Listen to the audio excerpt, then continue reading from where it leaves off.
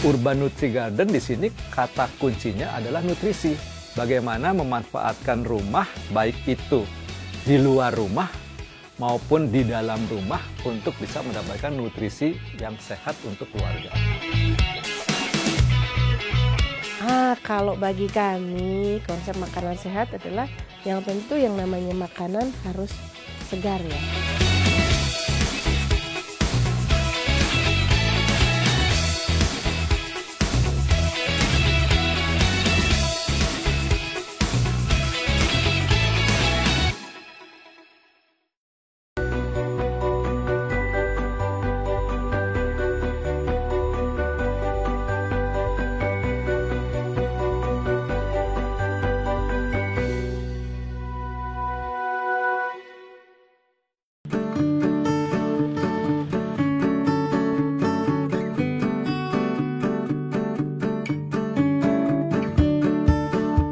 Bukan tambahan salad, tapi buat tambahan nutrisi saya.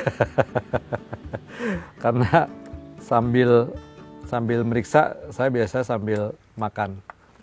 Ada romaine hijau, ada romaine merah. Ini selada hijau. Ini juga selada hijau. Kemudian ini apa nih? Nah, ini romaine merah ya. Ya, kalau dilihat ini emang karena setiap hari disiramnya air ya, ini sudah bersih ya.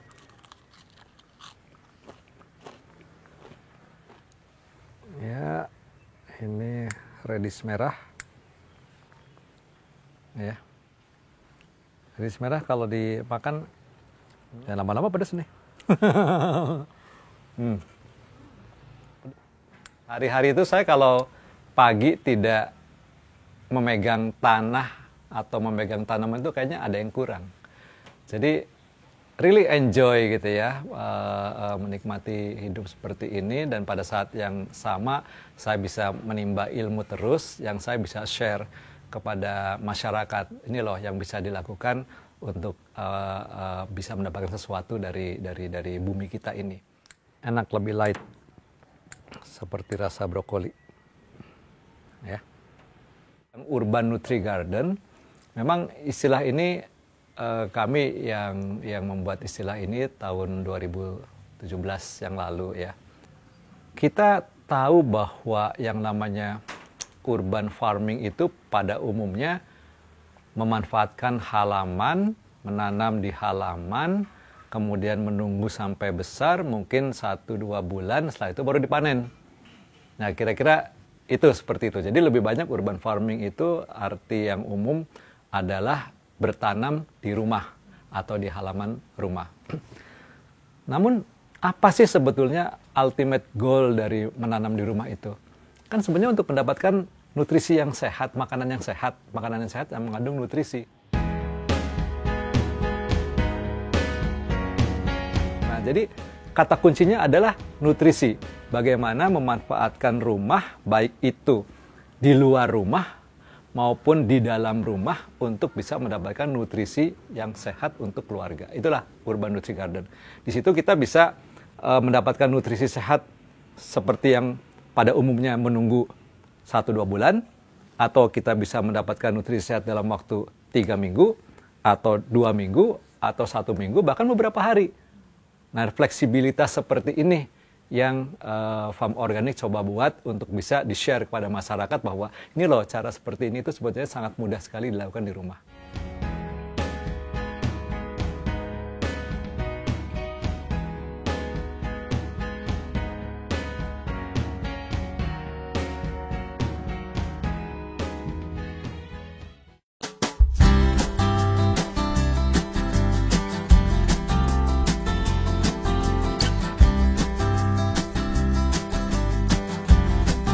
Kita masukkan.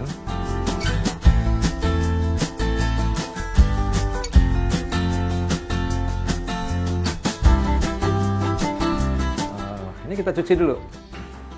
Nah, ini enaknya menggunakan tutup wire mesh seperti ini, tinggal ini dibuang. Udah, nggak usah pusing. Nah, kira-kira seperti itu posisinya.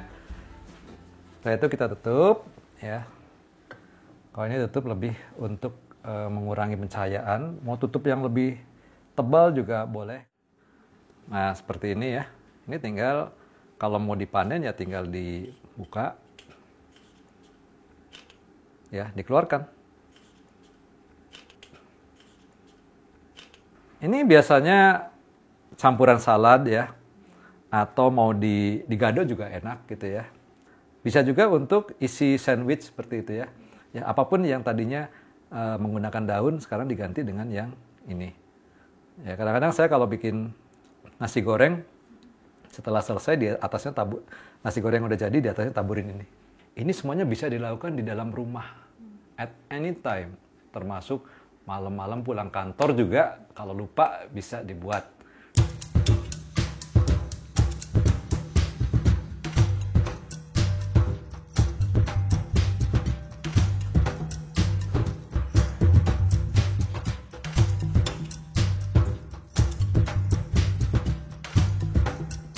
Saya mau bikin salad yang biasa kami lakukan di rumah.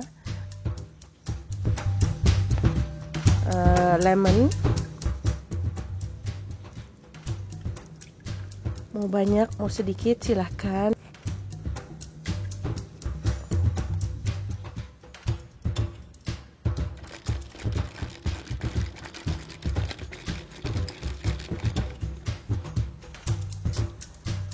Ada mizuna namanya, ini selada hijau, yang tadi selada merah, sunflower atau bunga matahari, ini kecambah alfalfa, selada yang mudah, ininya apa, dressing yang mudah.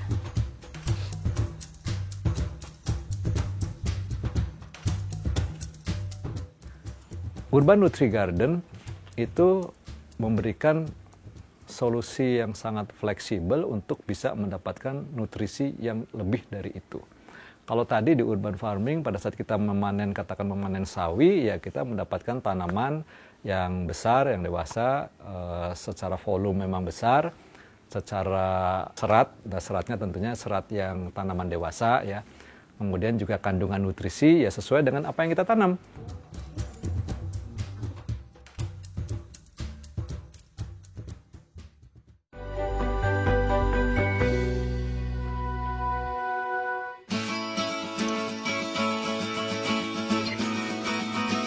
Ini tahapan untuk membuat germinated rice.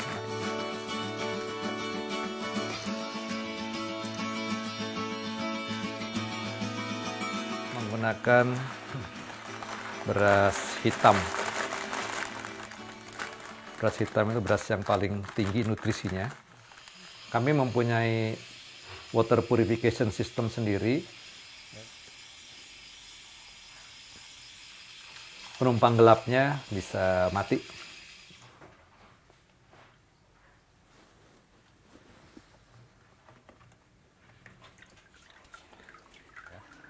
Nah, tutup seperti ini. Kemudian diperiksa ya. Kalau bisa hari pertama untuk kalibrasi diperiksa seberapa cepat dia mulai kering. Ya, kalau misalnya dia mulai kering, yang kita lakukan adalah kita cuci lagi. Ya, intinya bagaimana kita menjaga supaya beras ini selalu dalam keadaan lembab. Tapi tidak boleh terendam. Karena kalau terendam bisa terjadi pembusukan. Nah, setelah itu simpan lagi sini, tutup lagi. Ya, bisa dimasak pakai rice cooker, bisa dibuat risotto dan sebagainya. Ya, kalau dilihat ya misalnya saya ambil. Nah, itu lihat ya ada yang putih-putih itu jatuh. Ini yang agak panjang. Nah ini, nah itu ada putih-putih, kelihatan nggak? Mudah-mudahan kelihatan. Itu akar itu. Ini pertanda sudah germinated. Ya, nah ini udah tinggal dimasak. Ini udah jadi superfood. Rasa tidak begitu berbeda, tetapi nutrisi yang berbeda.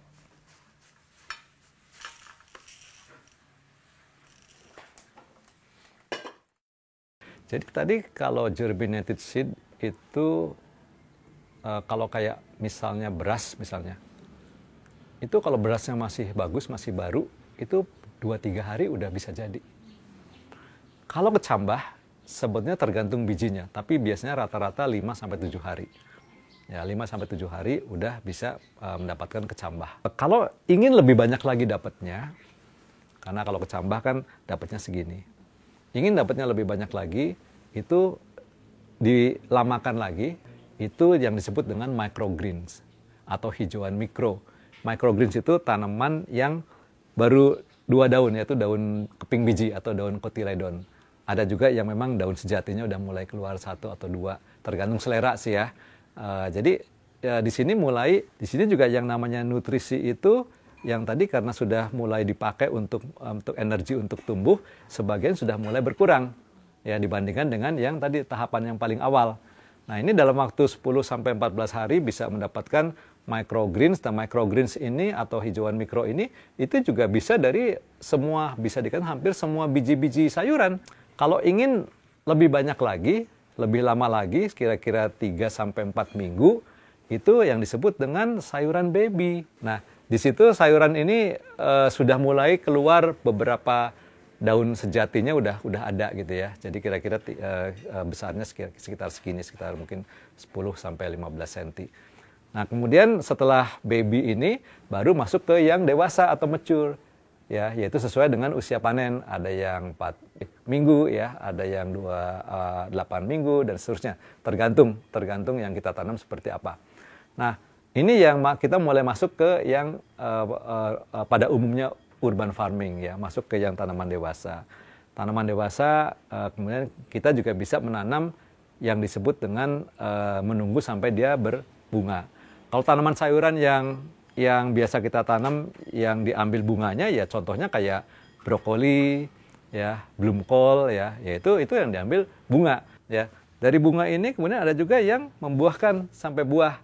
Dari buah itu setelah dipanen dalamnya ada bijinya, balik lagi ke biji lagi. Nah, ini siklus ini yang kami sebut dengan urban nutri garden ini, di mana setiap orang bisa, saya ingin memanen di tahap ini, saya membutuhkan nutrisi seperti ini, kalau gitu saya panen di tahap ini, saya butuh ini, tahap ini, dan seterusnya. Nah, kombinasi ini yang sebetulnya dibutuhkan oleh tubuh.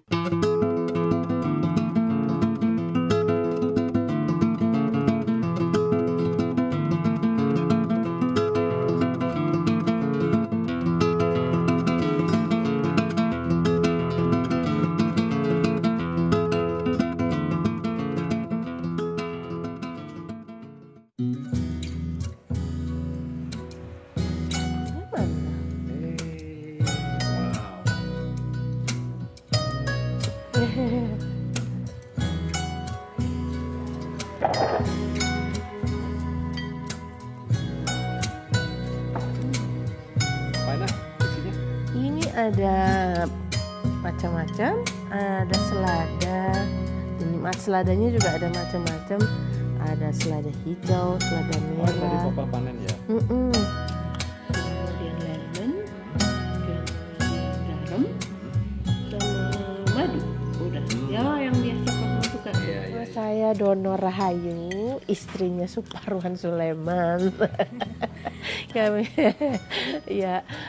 Kalau bagi kami konsep makanan sehat adalah yang tentu yang namanya makanan harus segar ya.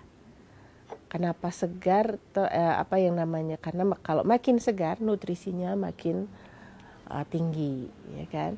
Kalau misalkan sudah lama kan sudah terjadi proses dalam sayuran dan makanan itu seperti itu. Ya, kalau bisa petik sendiri pada waktu kita mau makan itu lebih baik. Dan tidak boleh ada pengawet. Kalau saya tidak suka juga dengan penambah rasa, orang pakai MSG penambah rasa. Nah, ini nih. Yang nonjok. Red radish-nya. Udah nyala. Kira itu tanda. Udah Kode. Cara menjaga nutrisi keluarga biasanya kalau saya memberi makan suami saya, biasanya pagi-pagi saya kasih bermacam-macam buah-buahan. Saya biasanya pakai buah lokal. Kemudian kalau misalkan makanan yang saya masak juga bisa dikatakan makanannya kalau bisa raw, bisa mentah saya kasih. Tapi kalau misalkan saya masak, jangan masak yang terlalu lama.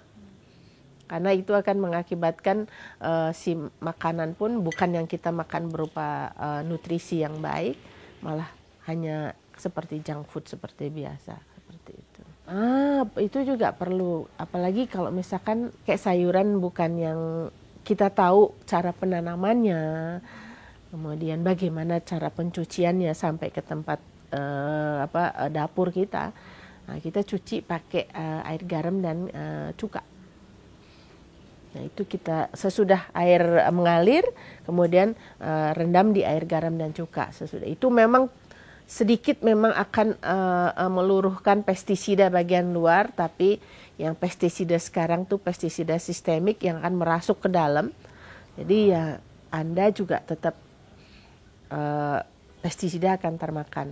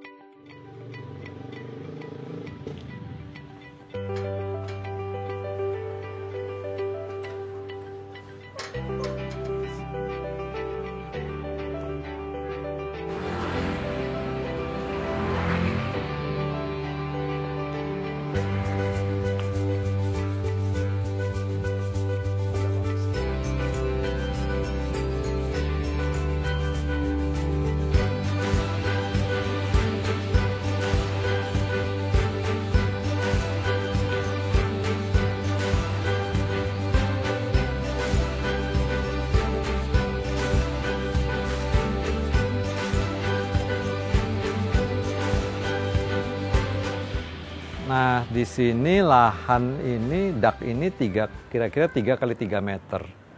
Ya, tapi bisa punya ini istilahnya raised bed atau nordic plot. Jadi sebetulnya ini bisa dimanfaatkan menggunakan teknik seperti ini. Nah, ini teknik ini nggak pakai semen, nggak pakai apa ya. Jadi itu lepas seperti ini, ya. Ini kalau mau dilepas ya mudah sekali lepas. Ya hanya tumbuk-tumbuk saja. Tumbuk-tumbuk saja diisi media, kemudian baru ditanam. Nah, kita mau panen apa ya hari ini? Oh ya, mau bikin ini ya, mau bikin kale chip. Nah, ini kalau gitu kita panen beberapa. Nah, kita dapat. Silakan Ibu. Satu lagi. Nah, ini ya. Oke. Kita lihat ada hama nggak? Ah, ada juga tuh ya. Kita perhatikan tuh ada hama tuh. Ini kutu putih yang terbang. Ya. Nah, itu terbang ya. Kelihatan nggak? Mudah-mudahan kelihatan.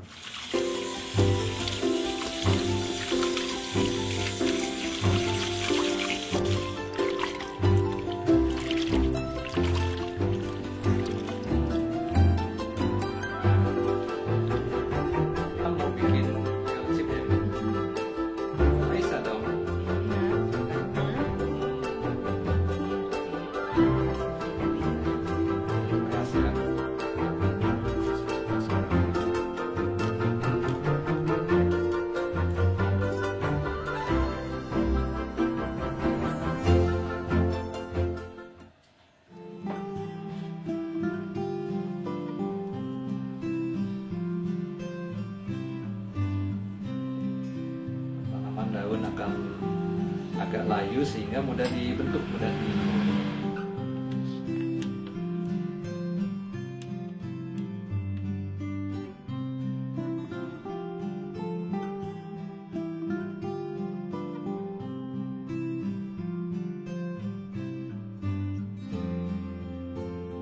Urban Nutri Garden itu kenapa jadi sangat penting karena begini.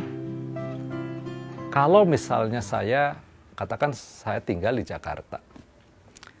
Mungkin 10-20 tahun yang lalu masih ada beberapa area di Jakarta yang ditanemin.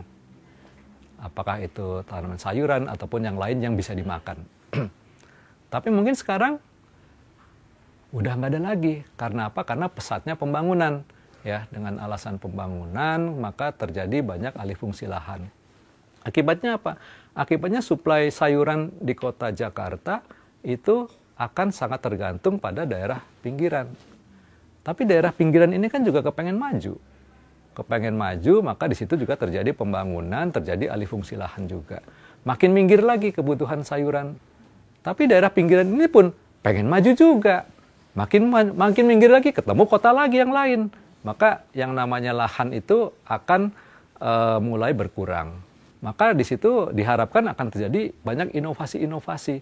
Ya, harapan saya inovasi-inovasi ini tidak melibatkan bahan-bahan kimia sintetik yang juga ada akibatnya. Nah, karena itu bagaimana caranya supaya dengan kondisi seperti ini kita masih bisa menikmati sayuran yang natural tanpa bahan-bahan kimia. Orang akan mulai melihat bahwa kebutuhan sayuran dari pinggiran yang agak jauh, udah harganya mahal, mungkin kualitasnya jadi turun. Karena apa? Karena transportasi yang lama bisa menurunkan kualitas. Sehingga orang akan mulai berpikir, kenapa nggak tanam di rumah? Dengan demikian maka orang diharapkan akan mulai memanfaatkan lahan-lahan yang ada di rumah, baik itu yang masih dalam bentuk tanah maupun yang sudah di plester atau di keramik, ataupun di dak, ataupun di tembok dan sebagainya akan coba dimanfaatkan untuk mendapatkan makanan sehat. Karena apa? Karena makanan sehat ini ya satu-satunya solusi yang bisa dipakai untuk nanti ke depannya itu. Nah, dengan demikian yang namanya rumah-rumah itu nanti akan penuh dengan tanaman-tanaman yang bisa dimakan. Lihat ini.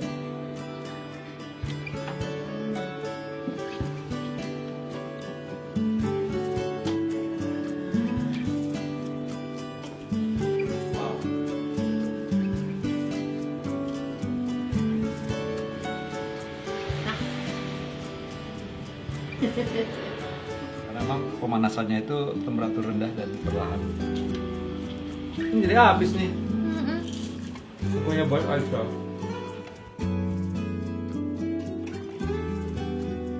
Dibungkus. Nanti habis ya.